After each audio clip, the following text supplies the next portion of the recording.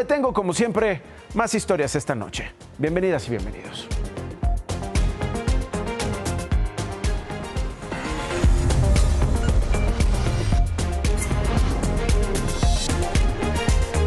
Es Tabasco, donde así pasaron el fin de año. Paisanas, paisanos, les deseo un muy feliz año nuevo, lleno de alegría.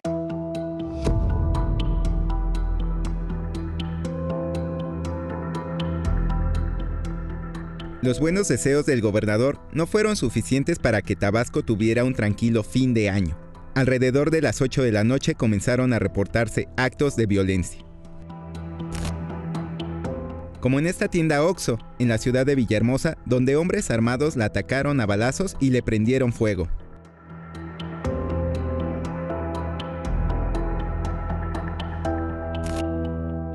O el ataque contra la caseta de policías en la colonia Pino Suárez, también en Villahermosa, donde al menos un oficial resultó herido. O incluso hubo automovilistas que se toparon con enfrentamientos y tuvieron que regresar en sentido contrario en el municipio de Jalapa. Las autoridades reportaron 4 negocios y 3 vehículos incendiados. Todo lo demás, aseguraron, no tuvo que ver con la violencia. También hubo 2 falsas alarmas de supuestas agresiones en gasolinerías. Se registró el incendio de una palapa en Centra, pero esto fue debido a la pirotecnia, lamentablemente. Desde luego que no hay que minimizar ningún hecho, pero sí es importante dimensionar la situación de anoche y una situación de mucho menor dimensión que en otras ocasiones, ¿no? Según las autoridades, la noche de Año Nuevo no hubo homicidios. Entre todas y todos haremos que 2025 sea un buen año para el pueblo de Tabasco.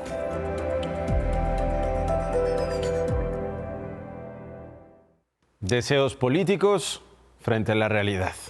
De acuerdo con cifras oficiales, Tabasco cerró con prácticamente 900 homicidios dolosos el 2024. Son datos preliminares del Sistema Nacional de Seguridad Pública y de la Secretaría de Seguridad Federal. Tabasco tuvo casi 4 veces más homicidios que el 2023, cuando se registraron 253 víctimas. Y aún así, dicen, feliz 2025. Y así llegó a Guanajuato, donde la gobernadora Livia Denisse García nombró a Susé Anastasia Hernández como la fiscal interina tras la salida de Carlos Amarripa, quien fue fiscal de Guanajuato por casi 15 años, tal vez los más violentos de la historia de Guanajuato. En su periodo de 2009 a 2024, los homicidios dolosos incrementaron 685%. El exfiscal compartió un video en el que se dice que va a entregarse con voluntad y que estará vigente en el trabajo por la justicia. Volviendo a lo informativo que tiene que ver con nuestro país. En el 2024 se vio un año significativo para la lucha por los derechos sexuales y reproductivos de las mujeres. Durante estos 12 meses, al menos 7 estados despenalizaron parcialmente el aborto, pero no ha sido suficiente.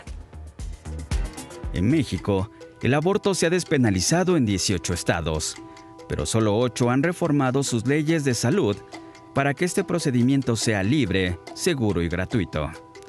Se trata de la Ciudad de México, Guerrero, Oaxaca, Hidalgo, Baja California Sur, Colima y Sinaloa. ¿Qué pasa en las entidades restantes? Las compañeras no están acudiendo a servicios de salud por el miedo a no ser atendidas. O sea, hay una narrativa de miedo al personal de salud. San Luis Potosí, Zacatecas, Estado de México, Chiapas, Michoacán, Jalisco, Puebla, Quintana Roo, Coahuila y Veracruz aún no han diseñado programas para la atención del aborto, lo que ha dificultado que mujeres y personas gestantes puedan acceder a él. Muchas veces ni siquiera son los médicos quienes niegan el servicio, sino es la persona que recibe en recepción o este primer filtro. Activistas y acompañantes de aborto mencionan que las pacientes no solo deben enfrentarse a vivir un procedimiento médico, que es difícil en sí, sino también con trabas burocráticas. Muchas veces dicen, no, es que no está legislada la ley de salud. Digo, no, a saber, ya se despenalizó y por ende es un derecho. Claro. Y tú como mi derecho a la salud, me tienes que atender. Sin olvidar a aquellas mujeres que viven en contextos de desigualdad y violencia o lejos de los grandes hospitales. En ciertos lugares de mayor vulnerabilidad, como lo es la zona maya, además de que no hay la suficiente información, el contexto es bien particular porque pues son municipios, existe una mayor estigmatización social. Pareciera ser como si existieran estas mujeres que tienen derechos humanos completos de primera, y entonces ¿por qué estas otras tendremos que ser tratadas como ciudadanas de tercera, no? Hay estados que la tienen más difícil que otros, como Coahuila y Jalisco, donde se juzga a las acompañantes que ayudan a las mujeres a abortar a la distancia usando medicamentos como mifepristona o misoprostol. Personal de las instituciones la mayoría de las veces suponen que, que nosotras estamos poniendo en riesgo la vida de las mujeres, ¿no? Los primeros 6 meses del año casi que garantizo que le ganamos a la Secretaría de Salud con los acompañamientos. Pero también están aquellos en los que se les reconoce por su lucha por los derechos sexuales y reproductivos. O que les den el medicamento y les digan como, conocemos a este colectivo que hace esto, entonces las mandan con nosotras. El siguiente paso en estos 10 estados es que se reformen las leyes de salud y que el aborto sea visto como un tema de derechos humanos, más no de privilegios, y que más allá de la ley sea un servicio seguro y gratuito para todas. Un punto que, según las autoridades, será tratado próximamente. Hay una cerrazón para hablar del tema de la interrupción del embarazo y a veces se cree que es algo sencillo, ¿no? Una mujer que decide interrumpir su embarazo lo pensó muchas veces, no es una decisión sencilla y tiene derecho a hacerlo. Y el Estado debe garantizarlo justamente, pues el sector salud tiene que garantizar, digamos, una interrupción, digamos, en situaciones pues seguras. Como usted sabe, cada inicio de año en nuestro país revisamos quién fue el primer mexicano o la primer mexicana en nacer. En este caso, en el 2025, fue niño. El primer mexicano se llama Enrique Lionel. Nació a las 0 horas en el Hospital General Regional 194 en el Estado de México. 1 minuto después, en otra clínica del IMSS, nació Kenia del Carmen, en Tuxtla Gutiérrez, Chiapas. Preguntas, muchas preguntas para el pequeño primer mexicano de este 2025. ¿A qué mundo llegó Enrique Lionel? ¿A qué México llegó este chaparrito recién nacido? Un México con guerras regionales, un mundo con Rusia peleando contra Ucrania, Israel sobre Palestina.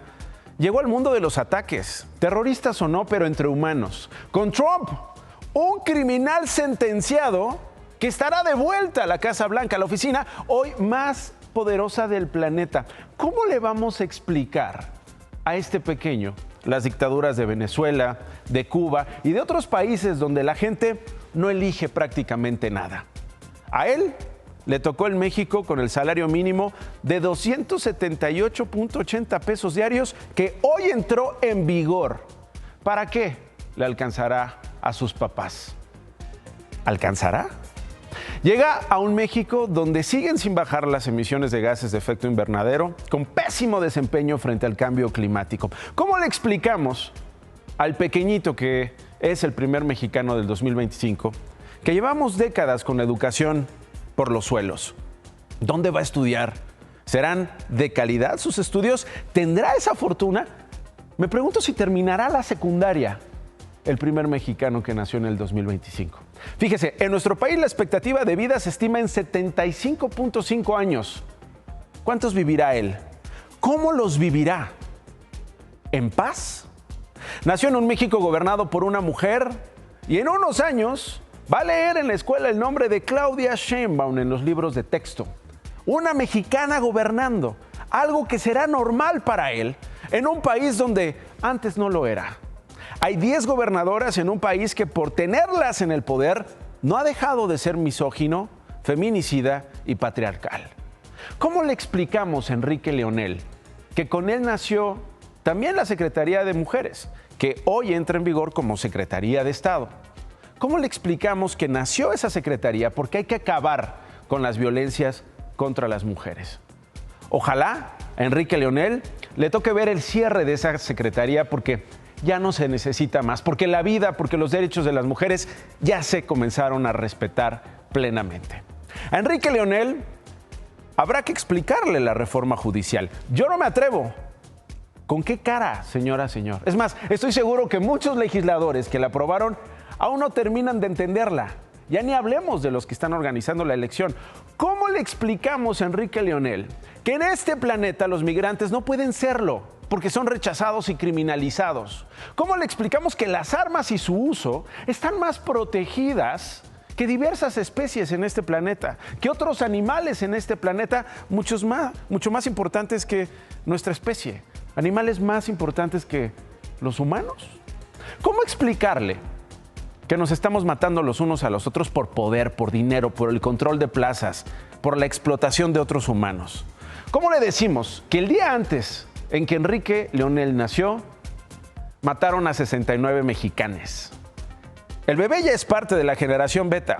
Es el primer niño beta del país, la generación de nacidos a partir del 2025 y hasta el 2039, y que van a estar, señora, señor, muy influenciados por la inteligencia artificial, por la realidad aumentada, por el Internet, donde, por cierto, actualmente las personas llegamos a pasar hasta 6 horas frente a una pantalla, conectados con la tecnología, pero desconectados entre nosotros.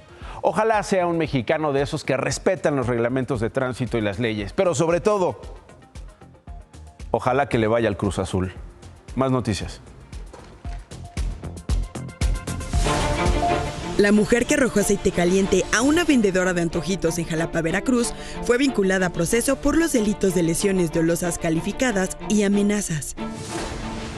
El gobierno de la Ciudad de México dijo que 200,000 personas asistieron a la discoteca más grande de América Latina de Polymarch en el Ángel de la Independencia y que no se reportó ningún incidente grave. La ocupación hotelera durante las fiestas por el fin de año en Acapulco fue de 96.1%. Miles de turistas recibieron el 2025 con una gala de pirotecnia y un espectáculo con drones. En Ixtapas y Guatanejo se reportó una ocupación del 95.4%. Una masa de aire asociada al Frente Frío 20 provocará temperaturas de hasta 1 grado centígrado en las primeras horas del jueves 2 de enero en las alcaldías Álvaro Obregón, Coajimalpa, Magdalena Contreras, Milpalta, Tlalpan y Xochimilco. El Cabildo de Ecatepec anunció la suspensión de multas de tránsito durante 100 días, como parte de la estrategia para frenar la corrupción, además de reorganizar al área de seguridad pública y tránsito municipal, informó la alcaldesa Azucena Cisneros Cos. El 2024 ya es historia. Esta es la última parte de nuestro recuento de las noticias y personajes más destacados del año pasado.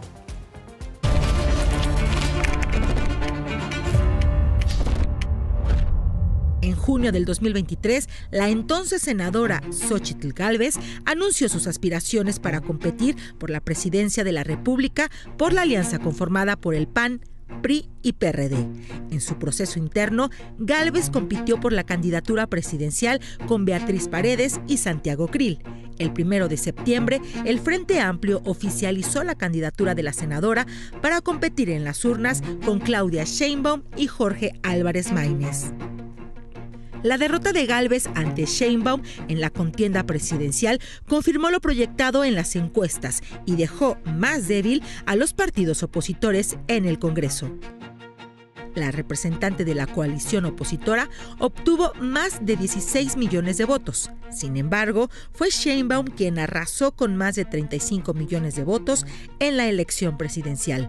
Gálvez reconoció su derrota. Hace unos minutos me comuniqué con la doctora Claudia Sheinbaum para reconocer el resultado de la elección. Le dije que vi un México con mucho dolor y violencia y deseé que ella pueda resolver los graves problemas de nuestra gente.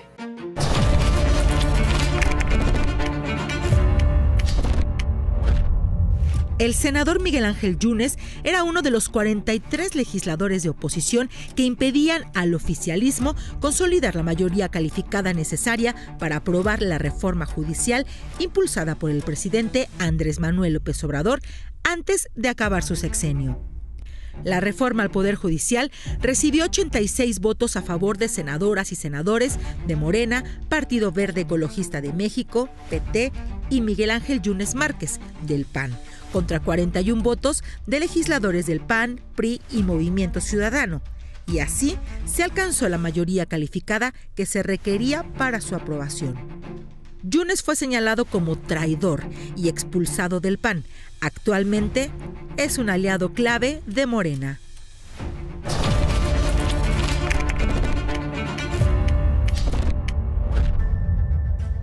Se cumplen 30 años de la aparición del Ejército Zapatista de Liberación Nacional en Chiapas, cuando declaró una guerra contra el olvido y tomó las cabeceras municipales de San Cristóbal de las Casas, Altamirano, Las Margaritas, Oconcingo y Chanal. El EZLN se convirtió en ejemplo global de autonomía frente al modelo capitalista, al exigir el reconocimiento de los pueblos originarios, el fin de la dominación y explotación a los indígenas, y condiciones de vida dignas, iguales y justas para estos. En noviembre de 2023, el subcomandante Moisés informó sobre la desaparición de los municipios autónomos rebeldes zapatistas y de las juntas de buen gobierno. Los caracoles se mantienen, pero están cerrados al exterior hasta nuevo aviso. El anuncio se dio tras un largo y profundo análisis crítico y autocrítico. En agosto pasado, el subcomandante Marcos publicó 5 cartas en el portal Enlace Zapatista en las que habló del crimen organizado, del expresidente Andrés Manuel López Obrador y la elección de Claudia Sheinbaum como presidenta de México.